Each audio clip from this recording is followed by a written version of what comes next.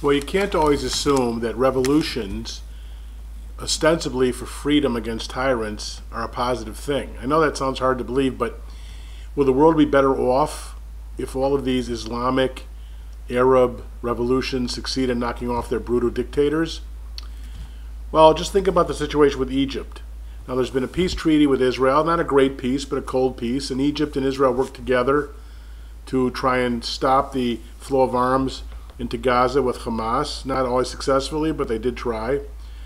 But now, with Mubarak leaving, there's a lot of very serious danger problems. Egypt is talking about moving back into the Iranian orbit, establishing diplomatic relations with Iran.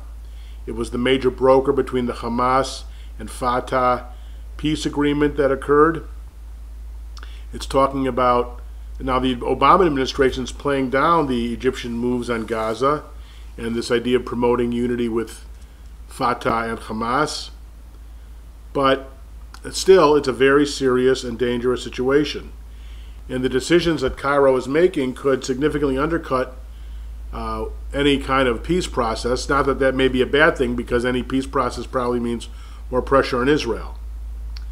But it's clear that the Mubarak spirit of cooperation, such as it was, and which wasn't great, is being downplayed now. Now, part of it was that Mubarak, the former dictator or president of Egypt, was really frightened of Muslim Brotherhood.